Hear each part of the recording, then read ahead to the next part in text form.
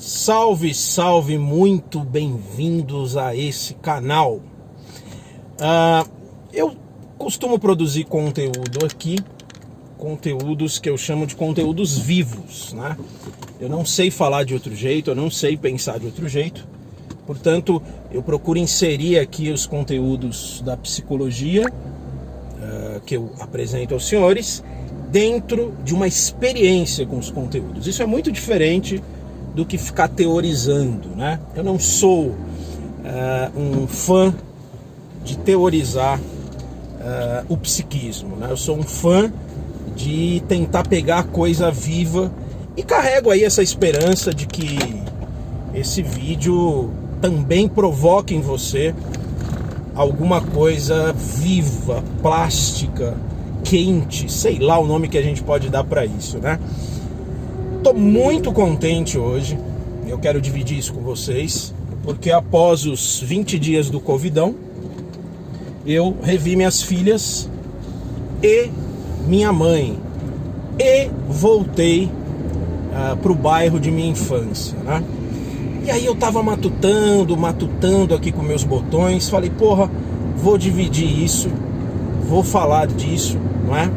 Porque no fundo é um conteúdo, é um assunto, sei lá o que pode jogar luzes aí no que você tá vivendo aí do outro lado da tela, né?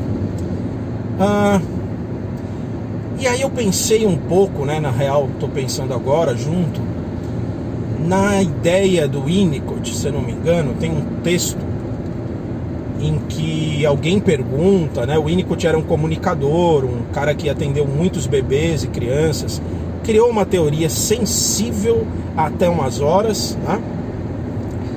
E parece que a pergunta era alguma coisa do tipo: o que de melhor os pais podem fazer pelos filhos? E a resposta é simplesmente fantástica, né? A resposta é permanecerem vivos, né? Senhores, isso é de uma beleza, isso é de uma magia que eu vou tentar aqui, e eu te convido a tentar entrar nesse reino imagético, nesse reino da fantasia, né? Você deve estar aí se perguntando qual é a vantagem disso, né? Nossa mente utilitarista, ela funciona assim. Senhores, o Jung, por outro lado, diz que a psique cria realidades todos os dias. A rigor, o que isso significa? Nós temos uma mente criadora, não é? E essa mente criadora, pautada em fantasias de como ver o mundo, essa mente criadora determina as experiências que a gente vive no real. E compreendam isso, que isso é fabuloso. Ora, se a minha mente criadora determina as experiências que eu vivo no real, toda a minha insatisfação com o mundo, ou grande parte dessa insatisfação com o mundo, é fruto de uma projeção, tá? Compreende isso?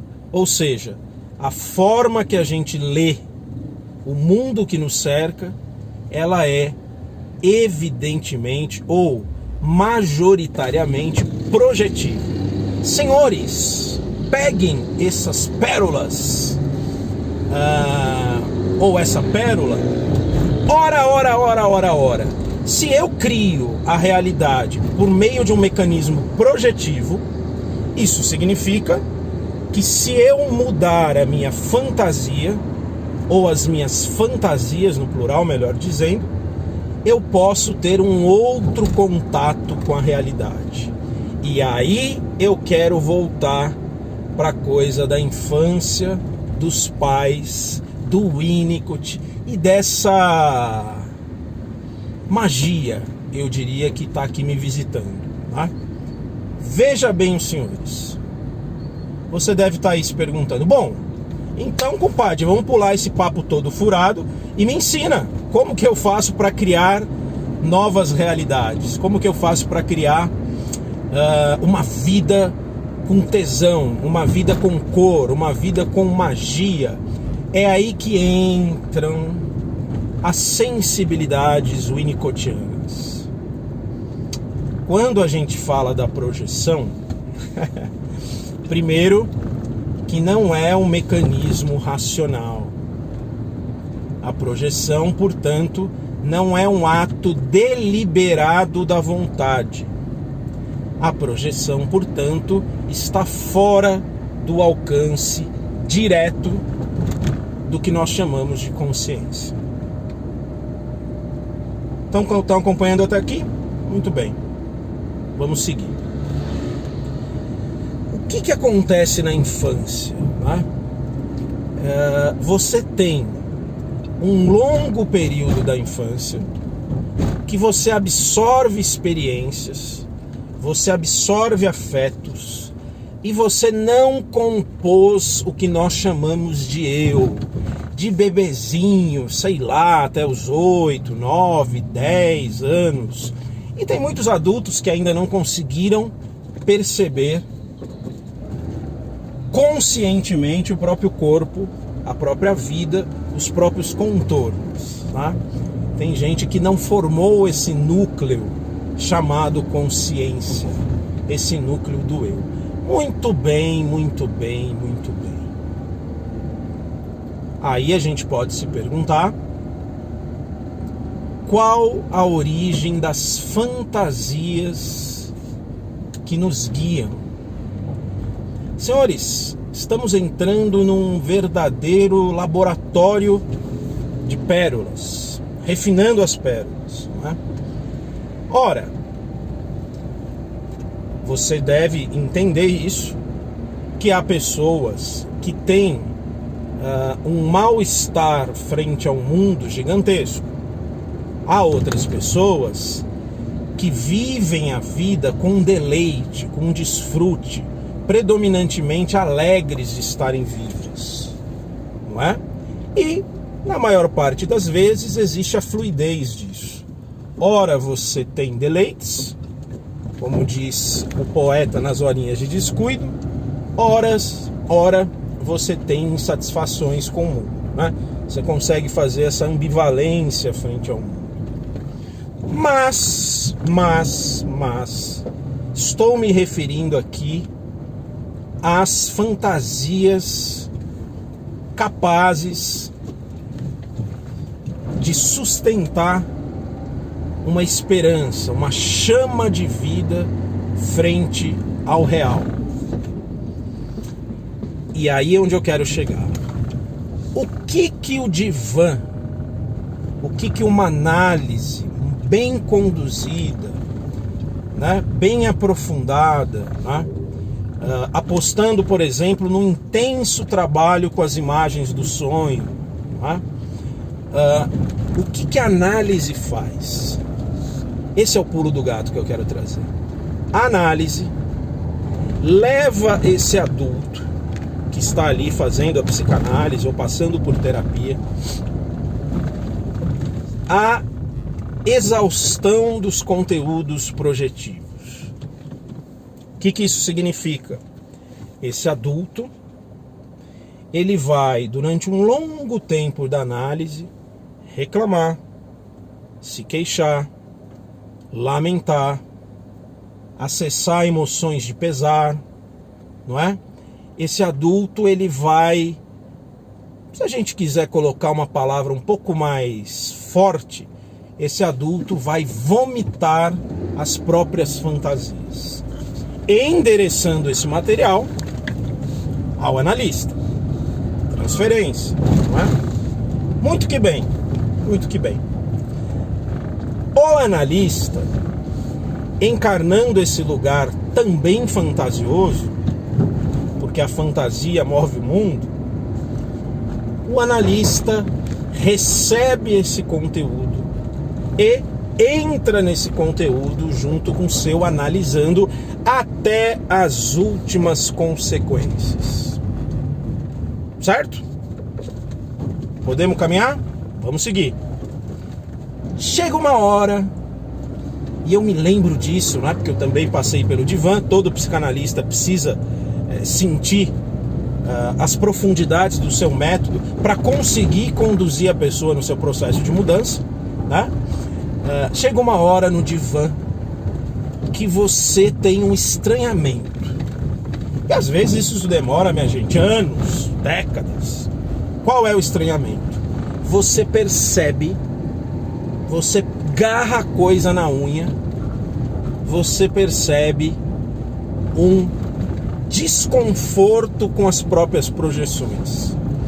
Então você passa ali anos no divã falando dos pais, da infância, do governo, das histórias de amor, da vida tal qual ela é, mas falando de um lugar de vítima, não é?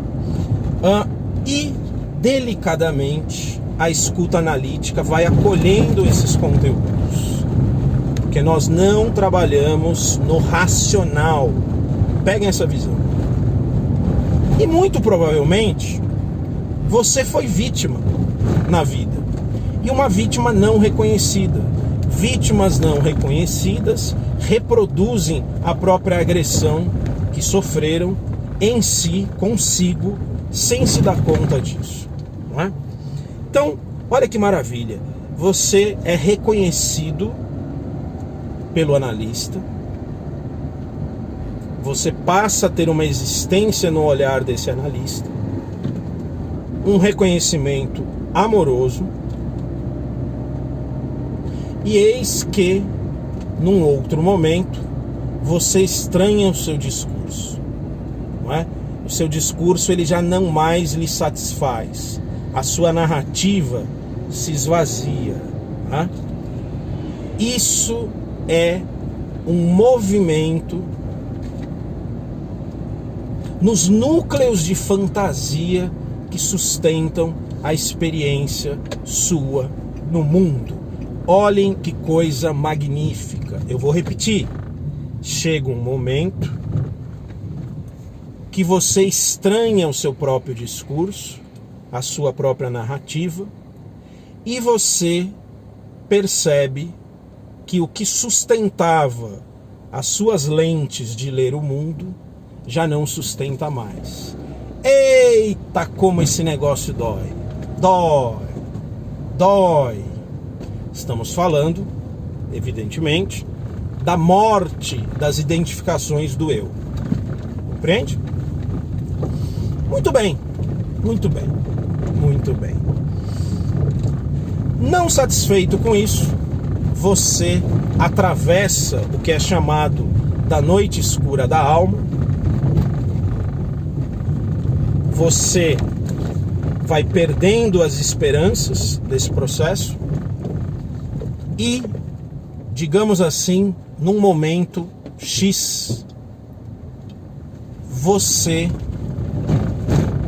começa a perceber a presença inefável de outros impulsos, de outras